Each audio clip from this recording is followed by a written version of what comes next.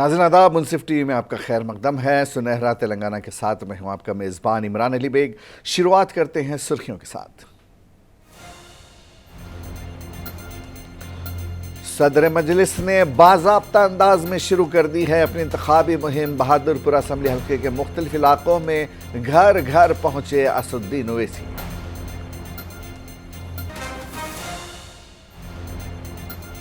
शब्बीर अली हुकूमत को मशवरे देने की बजाय चीफ मिनिस्टर की तारीफ में है मसरूफ। मंदा कृष्णा मादिगा ने कांग्रेस हुकूमत के तर्ज अमल पर की तनकीद।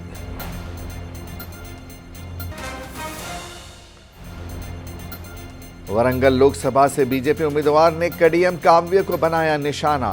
आरवी रमेश ने उनकी बैन मजहबी शादी का उठाया मसला।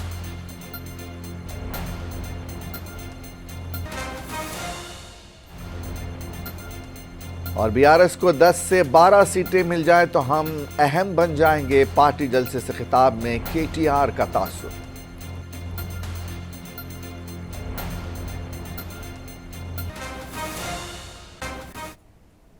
और अब खबरें तफसील के साथ। सदर मजलिस बैरिस्टर असदुद्दीन ओवैसी ने हैदराबाद लोकसभा हल्के के कामाटीपुरा, उस्मान बाग और बंडलागुड़ा में घर घर मुहिम चलाते हुए इंतखाबी मुहिम का आगाज़ कर दिया है। मजलिस इत्तेहादुल मुस्लिमीन के सदर असदुद्दीन ओवैसी ने आज अपनी इंतखाबी मुहिम बाज़ाब्ता तौर पर शुरू कर दी है। हैदराबाद लोकसभा हल्के के मुख्तलिफ इलाकों में उन्होंने अपनी मुनफरिद अंदाज वाली मुहिम का आगाज़ किया। सदर मजलिस ने बहादुरपुरा में घर घर कैनवसिंग की। आज सपहर बहादुरपुरा में इंतखाबी मुहिम के दौरान असदुद्दीन ओवैसी एक फूड स्टॉल पर रुके और वहाँ प्याज का पकौड़ा खाया। काफ़ी ज़ोर शोर से असदुद्दीन ओवैसी ने ये मुहिम शुरू की है।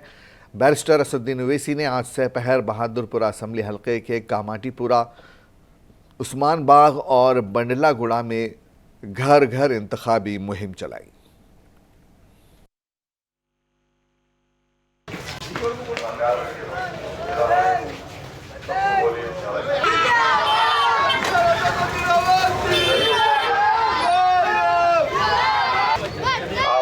गुजारिश है 13 मई को मजलिस इत्तेहादुल मुस्लिमीन वोट देकर कामयाब करिए।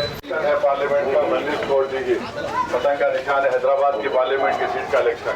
मजलिस वोट दीजिए, पतंग का निशान है। और हमको अपनी इंतखाबी मुहिम अल्हम्दुलिल्लाह आज हमने बाद नमाज जुमा के बाद उसका आगाज़ किया है और मुझे यकीन है कि इंशाअल्लाह ताला आप और हम मिलकर हैदराबाद की पार्लियामेंट की सीट पर मजलिस इत्तेहादुल मुस्लिमीन को कामयाब और कामरान करेंगे। और हमको ये कोशिश ये करना है कि हमारा पोलिंग परसेंटेज बढ़े, ज़्यादा से ज़्यादा हमारा पोलिंग परसेंटेज बढ़े। हम आवाम से भी अपील करते जाएंगे कि वो उस दिन निकल कर अपने वोट का इस्तेमाल करें। तो इंशाअल्लाह ताला आज से इंतखाबी मुहिम का आगाज़ हुआ है और 19 तारीख के दिन इंशाअल्लाह ताला मैं पर्चे नामजदगी दाखिल करूँगा। जुमे की नमाज के बाद आप तमाम से सुनने वालों से ये अपील है कि आप दुआ फरमाइए। और एक पहला मरकज़ी जलसा 19 अप्रैल के दिन पीगल कुंटे के पास मुनक़्क़द किया जा रहा है। मंदा कृष्णा मादिगा का कहना है कि केसीआर हुकूमत में डिप्टी चीफ मिनिस्टर के तौर पर एक मुसलमान था, लेकिन अब कांग्रेस हुकूमत में एक भी मुस्लिम वजीर नहीं है। उन्होंने इस में सवाल न करने पर शब्बीर अली को तनकीद का निशाना बनाया और कहा कि शब्बीर अली सिर्फ चीफ मिनिस्टर रेवंत रेड्डी की हुकूमत के 10 साल रहने की बात कर रहे हैं, जबकि उन्हें मुशीर के तौर पर हुकूमत को मशवरे देना चाहिए।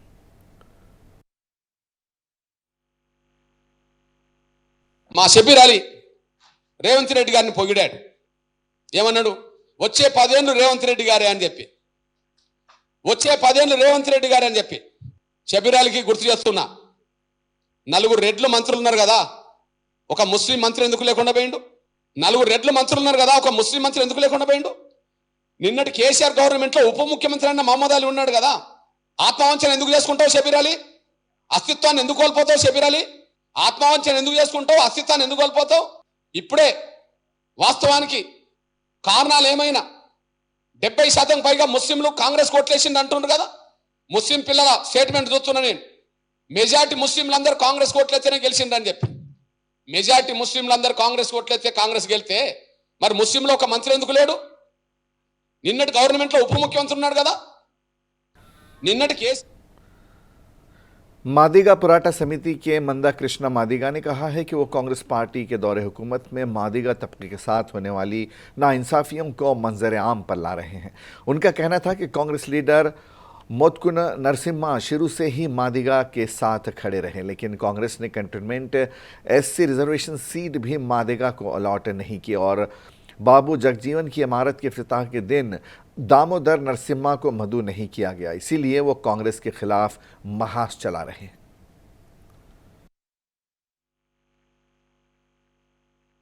తెలంగాణలో నా ప్రచార యాత్ర గో బ్యాక్ కాంగ్రెస్ అనే నినాదంతో మా ప్రచార యాత్ర మొదలు పెడతాం. అది ఎక్కడ మొదలు పెడతాం, ఎక్కడ ఎండ్ చేస్తాం అనే విషయం 16-17 తారీఖు తర్వాత, అంటే వీళ్ళకి టైం ఇస్తున్నాం కాబట్టి 16-17 తారీఖు తర్వాత గో బ్యాక్ కాంగ్రెస్ దాన్ని మాదిగలు అనుసరించాలి. గో బ్యాక్ నినాదాన్ని మాదిగలు అమలు చేయాలి. కాంగ్రెస్ను మాదిగ పల్లెలకు రాకుండా చేయాలి. నా నినాదం గో బ్యాక్ కాంగ్రెస్ అనే నినాదం బీసీలు కూడా అనుసరించాలి. బీసీలకు ప్రాతినిధ్యం న్యాయబద్ధంగా ఇవ్వని కాంగ్రెస్ను బీసీలు ఆహ్వానించద్దని చెప్పి నేను పిలుపునిస్తున్నా. ఈ పిలుపుని కూడా స్పందించాలని చెప్పి నేను కోరుతున్నా. ఈ జనంలోకి వెళ్ళే సమయానికి అప్పటికీ సమస్య పరిష్కారం కాకపోతే మాత్రం ఈ గో బ్యాక్ కార్యక్రమంలో गो बैक कांग्रेस अने कार्यक्रमों भागस्वामी। कांग्रेस पार्टी लीडर कोंडा सुरेखा ने पट्टन चीरू मंडल में मेदक पार्लिमानी हलके के कांग्रेस पार्टी उम्मीदवार नीलम मधु की इंतखाबी मुहिम की गाड़ियों को झंडे दिखाकर रवाना किया। इस मौके पर कांग्रेस के वर्किंग सदर जगा रेड्डी, साबिक रुकन असम्बली मैनमपल्ली हनुमंतराव, नीलम मधु मदिराज और दीगर मौजूद थे। इस मौके पर रियासती वजीर कोंडा सुरेखा ने कहा कि मेदक पर कांग्रेस पार्टी अपना झंडा लहराएगी। उन्होंने तेलंगाना हुकूमत के 6 गारंटियों को अवाम के दरमियान ले जाने का पार्टी के कायदीन और कारकुनों को मशवरा दिया।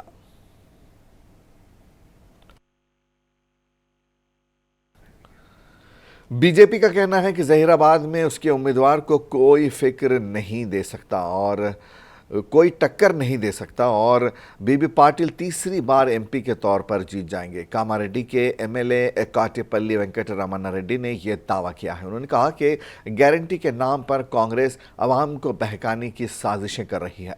कामारेड्डी हल्के के बीजेपी कारकुनों का एक इजलास मुनक्किद हुआ था। इस दौरान पार्टी ने शहर कामारेड्डी में एक बड़ी बाइक रैली का एहतमाम किया। बीबी पाटिल ने पेशकयासी की है कि कामारेड्डी में बीजेपी को 1,20,000 से ज्यादा वोट हासिल होंगे।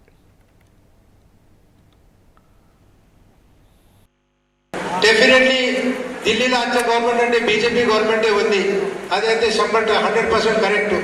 మరి రాబో రోజుల్లో మా తెలంగాణ స్టేట్లో కూడా మన గవర్నమెంట్ వచ్చే ఛాన్సెస్ పక్కా సక్క ఉంటాయి. అందుకోసమే ఇది పార్లమెంట్ ఎలక్షన్ అంటే ఇది మాది టర్నింగ్ పాయింట్ అనుకున్నాలే. డెఫినెట్లీ మా కార్యకర్తలు చాలా మంచి కార్యకర్తలు ఉన్నారు, డెడికేటెడ్ కార్యకర్తలు ప్రత్యేక నేను చూస్తున్నా. ఒక నెల నుంచి అందరితో మాట్లాడేటప్పుడు అందరూ పనిచేయడానికి రెడీ ఉన్నారు. కామారెడ్డి గ్రామం నుంచి మొదలు పెట్టుకుంటే రాష్ట్ర అసెంబ్లీ వరకు కూడా అందరూ కూడా కామారెడ్డి అనగానే ఒక్కసారి మళ్ళీ చూస్తారు. మనకు 70,000 మంది ఆశీర్వదించారు. ఇవాళ 70,000 మంది మనల్ని గెలిపించారు. కానీ మనం बीआरएस के कारगुजार सदर केटीआर लोकसभा चुनाव के चलते इंतखाबी जलसों में मसरूफ हैं। उनका कहना है कि बीजेपी और कांग्रेस की क़यादत वाले इत्तेहाद को अक्सरियत नहीं मिलेगी। उनका कहना था कि अगर बीआरएस को 10 से 12 सीटें मिलती हैं तो पार्टी कलीदी किरदार अदा कर सकती है।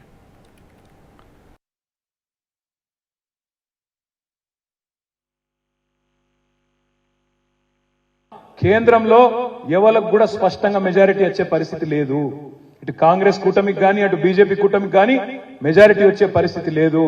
అందుకే మీరు మీ ఆశీర్వాదంతో గట్టిగా ఒక 10-12 సీట్లు మనకి ఇస్తే ఢిల్లీలో మనమే చక్రం తిప్పే పరిస్థితి రావచ్చు, ఏదైనా జరగవచ్చు ఈ దేశంలో. కాబట్టి మనోళ్ళు గెలవాలి, గట్టిగా మన గొంతిన పడాలంటే ఆలోచన చేయాలి. ఇక్కడ ముఖ్యమంత్రి ఏమో గుంపు మేస్త్రి, ప్రధానమంత్రి ఏమో తాపీ మేస్త్రి. ఇద్దరు ఏం చేస్తాను, ఇద్దరు కలిసి తెలంగాణకు సమాధి కడదామన్న చక్కర్లు ఉన్నారు. ఎందుకు ఉన్నోళ్ళ బొండిగా విసిగితే ఈ గులాబీ జెండా అనేది మాయమైతే అప్పుడు మనం కొట్లాడుకోవచ్చు, వీళ్ళని ఖతం చేయాలి అని మాట్లాడుకుంటున్నారు. కాంగ్రెస్ వాళ్ళు బీజేపీ వాళ్ళు. మరి వాళ్ళకు బుద్ధి చెప్పాలంటే ఇక మనం కూడా బయలుదేరాలి. वरंगल से कांग्रेस की उम्मीदवार कड़ियम काव्य की बैन मजहबी शादी के मसले को बीजेपी उछाल रही है। बीजेपी उम्मीदवार अरवरी रमेश ने सवाल पूछा है कि वरंगल वालों को गुंटूर के मोहम्मद काव्य नज़ीरुद्दीन की ज़रूरत है या वो इसी मिट्टी का सपूत को जिताना चाहते हैं।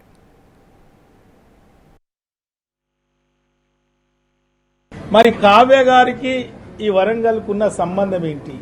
కావ్య నజరుద్దీన్ వారి అత్తగారు గుంటూరు. మరి ఆ గుంటూరు వాసికి వరంగల్ పార్లమెంటు టికెట్ ఏం అవసరం? మరి దయచేసి మహమ్మద్ కావ్య నజరుద్దీన్ ఎందుకు ఇక్కడ ఈ ప్రజలు ఓటు వేయాలి? నేను మీ బిడ్డగా, ఇక్కడ పుట్టి పెరిగిన బిడ్డగా, ఈ ప్రజల మధ్యలో ఉన్న బిడ్డగా, ఈ ప్రజల మధ్య కష్ట సుఖాలు పంచుకున్న బిడ్డగా మరి నేను ఒకటే మనవి చేస్తున్నా, మరి గుంటూరు వాసి కావాలా మీ బిడ్డ కావాలా? ఒక్కసారి మీరు ఆలోచన చేయాలి. గతంలో ఎస్సీ రిజర్వేషన్ వల్ల 40 సంవత్సరాలు के तारक रामाराव ने 3,500 करोड़ रुपए की सरमायाकारी करने पर रजामंद कंपनी के गुजरात चले जाने पर अफसोस का इजहार किया। मैसूर की कंपनी के साथ हुकूमत के तर्ज अमल पर उन्होंने तनकीद की।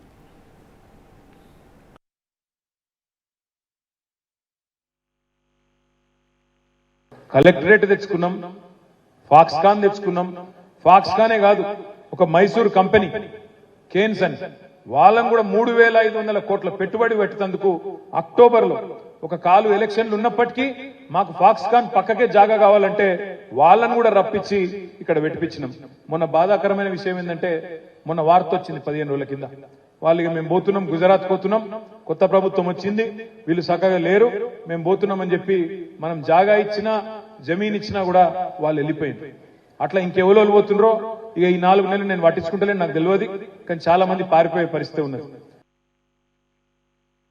तेलंगाना के भद्रादरी कोत्तागुडेमपाल वंचा में ईसाइयों की जानिब से मुहिम चलाई गई। फ़िलिस्तीनी मजलूम मुसलमानों के साथ इजहार यकजहती करते हुए इसराइली मसनूआत का बाइकॉट करने की अपील की गई और तलबा तंजीम ने ज़िम्न में एक दस्तखीरती मुहिम भी चलाई। इस मौके पर पालोंचा ईसाइयों सदर कलीमुल्लाह ने कहा कि ईसाइयों तेलंगाना की जानिब से गुज़श्ता एक हफ्ते से इसराइली मसनूआत का बाइकॉट करने का अहद करते हुए दस्तखती मुहिम चलाई जा रही है। उन्होंने बताया कि रियासत के हज़ारों लोगों ने इसराइली मसनूआत के बाइकॉट का अहद किया है। उन्होंने मज़ीद कहा कि जंगबंदी के लिए अक़वाम मुत्तहिदा की करारदाद के बाद भी मुसलसल हमले इसराइल की सफ़ाकाना और मुतकब्बिराना मिजाज को जाहिर करते हैं। इसीलिए ईसाइयों तेलंगाना मुतालबा करती है कि गज़ा की नस्ल कुशी के लिए जो भी मसनूआत इमदाद का सबब बन रही हैं, इन तमाम का मुकम्मल बाइकॉट किया जाए। इसराइल की जानिब से बैनुल-अक़वामी क़वानीन की खिलाफ वर्जी की ईसाइयों तेलंगाना सख्ती से मजम्मत करती है और फ़िलिस्तीनी मजलूमीन के साथ यकजहती का इजहार करती है। ईसाइयों तेलंगाना की तरफ से एक हफ्ते से जो है तमाम इजरायली प्रोडक्ट्स को बैन करने का, बॉयकॉट करने का अहद लेते हुए सिग्नेचर कैंपेनिंग दस्तखती मुहिम चलाई जा रही है।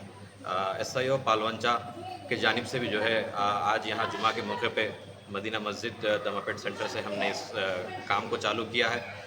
मैं ख्वाहिश करता हूँ तमाम रफ़क़ा से, तमाम हाज़रीन से और जितने भी कस्टमर्स हैं यहाँ पे जो तमाम प्रोडक्ट्स को परचेज़ करते हैं, मैं अर्ज करता हूँ कि जो है आप लोग इन तमाम इजरायली प्रोडक्ट्स को ख़रीदने से परहेज़ करें ताकि जो है एक बड़ा इम्पैक्ट यहाँ पे हमारे पास असरअंदाज हो सकता है, जिसके ज़रिए से आपका एक एक रुपया जो है वहाँ पे एक बुलेट की तरह और बम की तरह जो है काम कर रहा है। हमें मुसलमान भाइयों, हमारे फ़लस्तीन के मुसलमान भाइयों के हक़ में ये हमारी ज़िम्मेदारी है कि जो है हम इसके ज़रिए से, इस बॉयकॉट के ज़रिए से एक बहुत बड़ा इम्पैक्ट छोड़ने की इरादे से ये दस्तखती मुहिम चालू किया है। मैं तमाम हाज़रीन से ख्वाहिश करता हूँ कि जो है वो आप भी जो है अपने तरफ से और अपने घर के इलाक़ों से और अपने घर के ग्रॉसरीज़ में और अपने घर के तमाम अदियान में जो है इन तमाम प्रोडक्ट्स को लाने से परहेज़ करें। इसके मुकाबले में जो इंडियन प्रोडक्ट्स अल्टरनेट में है, इन तमाम इंडियन प्रोडक्ट्स को इस्तेमाल करिए। हैदराबाद के पुलिस कमिश्नर श्रीनिवास रेड्डी ने 17 मार्च को निकाले जाने वाली श्री राम शोभा यात्रा के ज़िम्मे जीएचएमसी और पुलिस के सीनियर ओहदेदारों और शोभा यात्रा के मुंतज़मीन के साथ एक इजलास मुनक़्क़िद किया और मुख्तलिफ उमूर का जायज़ा लिया। इस दौरान यात्रा के गुजरने वाले रास्तों के बारे में भी बात हुई। कमिश्नर पुलिस ने शोभा यात्रा के दौरान मुख्तलिफ एहतियाती तदाबीर इख्तियार करने का मुंतज़मीन को मशवरा दिया और यात्रा के दौरान दूसरे मज़ाहिब के लोगों के दिल आज़ारी करने वाले गाने न बजाने की भी हिदायत दी। उन्होंने कहा कि कमांड कंट्रोल से सीसीटीवी कैमरों और ड्रोन के ज़रिए यात्रा पर निगरानी रखी जाएगी। I am coming back to city after 20 years, city policing. So, but I feel absolutely no gap from day one. That is all because of the affection from all of you, and also the good relations I maintain with my officers and my connection with city police. So, ఇవన్నీ కూడా మనం మొత్తం కొత్త పాత అనుభవజ్ఞులైన తరగతుల్లో శోభాయాత్రే కాదు, మనకి ఇది జస్ట్ బిగినింగ్. రేపు బోనాలు వస్తాయి. దానికంటే ముందు శోభాయాత్ర తర్వాత ఇమ్మీడియట్గా హనుమాన్ జయంతి ఉంది. అట్లాగే అనేక రకాల మనకు విజయదశమి వరకు బోనాలు అయిపోయేంత వరకు మనకు పండుగలు ఉంటాయి. మధ్యలో बांसवाड़ा असम्बली के हल्के कोटगीर पुतगल चंदूर मंडलों में गैर मौसमी बारिश की वजह से फसलों को नुकसान पहुंचा है। इस ज़िम्मे बीआरएस के रुकन असम्बली और साबिक़ स्पीकर पोचाराम श्रीनिवास रेड्डी ने मुख्तलिफ मंडलों का दौरा करते हुए किसानों से मुलाकात की और फसलों को पहुंचे नुकसान का जायज़ा लिया। इस मौके पर पी श्रीनिवास रेड्डी ने कहा कि वो किसानों के दर्द को समझते हैं। उन्होंने नुकसान उठाने वाले किसानों को फ़ी एकड़ 25,000 रुपये मुआवजा देने का मुतालबा किया।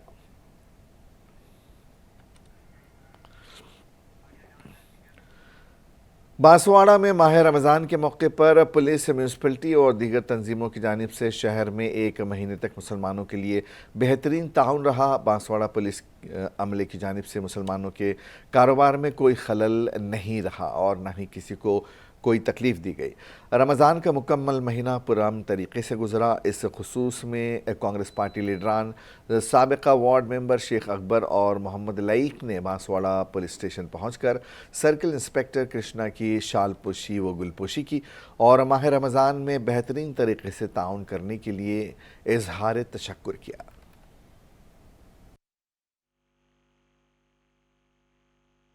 ये हिसाब से मुलाकात करें और रमज़ान में पूरा एक महीना पुलिस डिपार्टमेंट का बहुत अच्छा कोऑपरेशन था, बहुत ताउन था, जिस वजह से चाहे सहरी के टाइम होते, इफ्तार के टाइम होते, फ्रूट्स लाने के टाइम पे होते, कोई चालान वगैरह नहीं करते, पुलिस भी ज़्यादा डिस्टर्ब नहीं करी। रात के टाइम भी बिज़नेस करने वालों को भी मार्केट 2-2, 3-3 बजे तक भी ओपन रहे तो पुलिस वालों की तरफ से कोई डिस्ट्रीब्यूशन नहीं था, कोई डिस्टर्ब नहीं था, कोई प्रॉब्लम नहीं दिए। इसलिए हम पुलिस का शुक्रिया अदा करते हैं और ख़ासतौर पर हम गवर्नमेंट CM साहब रेवंत रेड्डी साहब का शुक्रिया अदा करते हैं। उनके हिदायत पे पुलिस हमें पूरा कोऑपरेट करी, 2-3 बजे तक भी मार्केट खुले रखने का इजाज़त दी और इसी के साथ साथ म्यूनसिपल कमिश्नर साहब का भी हम शुक्रिया अदा करते हैं जो बांसवाड़े के तमाम मसाजिद में साफ ज़िला मेडचल के डंडीगल से खबर है, यहाँ एक 4 साला बच्ची पर आवारा कुत्तों ने हमला कर दिया। ज़ख्मी बच्ची अस्पताल में ज़ेर इलाज है। मकामी लोग इस बात पर गम और गुस्से में मुब्तला हैं कि गुज़श्ता चंद महीने से डंडीगल म्यूनसिपलिटी में आवारा कुत्तों की तरफ से हुकाम तवज्जो नहीं दे रही है। दूसरी जानिब JD मेटला से भी एक अफसोसनाक खबर है। यहाँ 1 साल का बच्चा खेलते हुए पानी की बाल्टी में गिर गया, जिसके नतीजे में उसकी मौत वाक़ हो गई। चिंतल में ये अफसोसनाक वाक़या रोनुमा हुआ। एक केस दर्ज करके पुलिस इस मामले की तफ्तीश कर रही है।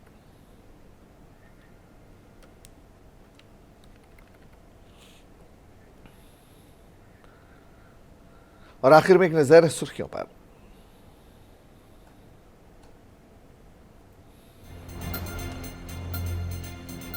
सदर मजलिस ने बाज़ाब्ता अंदाज में शुरू कर दी है अपनी इंतखाबी मुहिम। बहादुरपुरा असम्बली हल्के के मुख्तलिफ इलाकों में घर घर पहुंचे असदुद्दीन ओवैसी।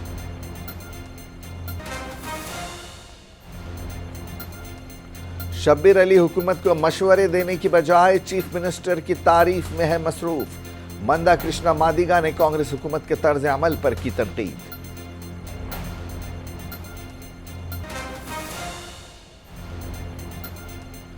वरंगल लोकसभा से बीजेपी उम्मीदवार ने कड़ियम काव्य को बनाया निशाना। आरूरी रमेश ने उनकी बैन मजहबी शादी का उठाया मसला।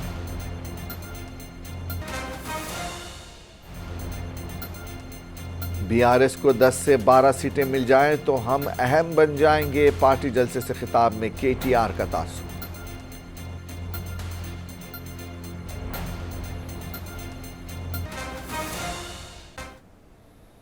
सुनहरा तेलंगाना में आज बस इतना ही। इजाजत दीजिए। आदाब।